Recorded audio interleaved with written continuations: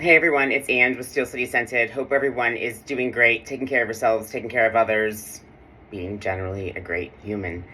Let's get back on the Skanky fragrance train. Choo-choo! Today, we are discussing something possibly hard to acquire in the US, so apologies in advance, but they have it on the eaves, so if you want to check that out, go for it. This is S X Elixir by the house of Rammstein.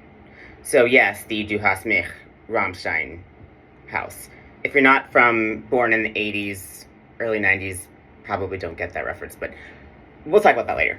So let's talk about, as usual, the house very briefly, this fragrance, some of the interesting notes therein, where I would wear it, and then comparables or lack thereof. So let's get into it. So Rammstein is actually a band.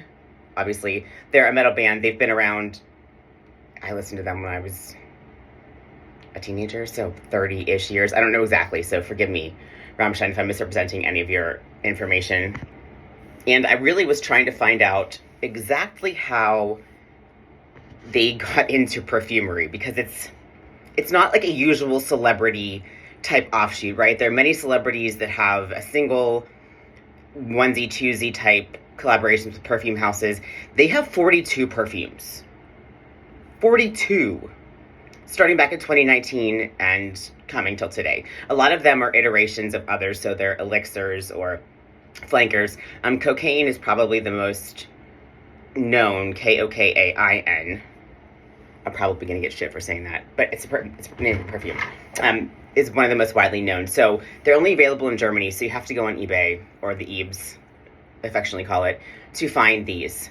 So this S X Elixir here, I'll read you the notes from Parfumo, because that's just standard. So S X Elixir, now this is the Elixir. They have a regular version of this. So the regular version, the notes are... Apologies, I just had a total brain fart. Notes are totally different, right? So the regular version, excuse me, of Segs, the top notes are heliotrope, coffee, clary sage, iris, and jasmine. Minus the coffee, that sounds beautiful. Peru balsam, tonka bean, vanilla, patchouli, sandalwood. The base notes are benzoin, everlasting flower. I have to admit, I don't know what that is. I don't know what kind of oud, tobacco, and vetiver. I don't know what kind. And the perfumer for the regular version is Michelle Mulhausen. Now, the Elixir, and this is kind of slightly an annoyance to me, that the Elixir, I would assume that it were a more concentrated version of the original Segs, but it's not. So this is 2023 again. There's no credited perfumer here, actually, which is... Oh, I apologize, there is. It's by a guy called Alexandre Ion. I'm not sure if he's French or not. Okay. Anyway, the notes here are a note of lactose, which I've never heard of that, but apparently it's a Firmenich molecule. And I'll read you from the Firmenich website. So, I'm sorry, it's a Symrise molecule. I apologize. Symrise. The CAS number is 21280-29-5. Odor description, animalic, white flower, civet, and ambergris. I wish they were more specific about which white flower, but I'm assuming it's Jasmine Zambach. Perfumery use, impart the opulence of gardenia and tuberose. Oh, I stand corrected. A valuable component for civet and castoreum reconstitutions. So I'm actually curious what else has this in there now, but we'll talk about that later. Okay, back to the notes of Segs Elixir. So it's lactose, night blooming jasmine, beautiful. Sensual skin accord. I don't know how they made that. I'm very curious. I have to pick some brains. Heart notes of woody notes. And I just can smell the sandalwood. I'm not quite sure what else. Costus. If you're not familiar with Costus is kind of, for me, like an animalic smell. Like if your dog gets kind of wet and you smell their fur, that's how my nose perceives. Or if someone hasn't washed their hair in a while, that's how I perceive Costus. So, but again, this is about, some Segs. And the base notes are musk and balsamic notes. So, reading that note listing, I would expect this to be very strong. and really project and really smell like it could be dripping off of you, right?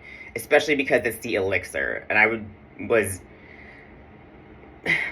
possibly not pleasantly surprised, actually, because I wanted it to be so aggressive, have some teeth, especially given the band of Rammstein. They're a little out there, they're a little aggressive. So again, I expected all of their fragrances actually to have that really loud component. This doesn't. This is really pretty. Like, I can't think of another way to describe it, actually, except it is very, very pretty. So right now, I sprayed it about 15 minutes ago, sprayed it on earlier today. I burned through this quickly, unfortunately, so reapplication is necessary, but I went from the Lacoste Tone Skin Accord through the florals to the base in about 3 hours. And right now, in slight Costas phase.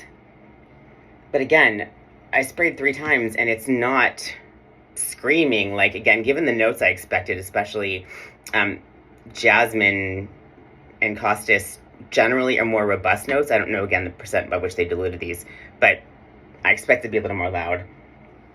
But it's not. So this actually, given the fact that it's not so loud,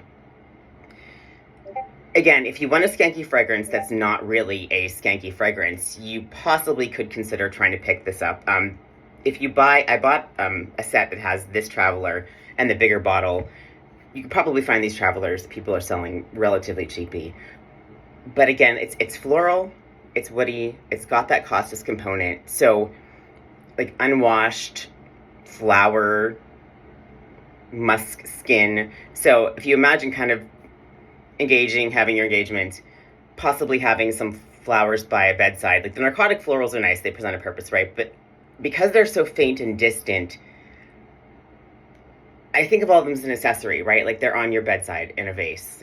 And the Skin Accord that's here, the Lacoste Tone's here, the Musk Accord, like, those are really what my skin pulls. Anyway, the florals are very, very, very faint. So again, like, the florals are an accessory.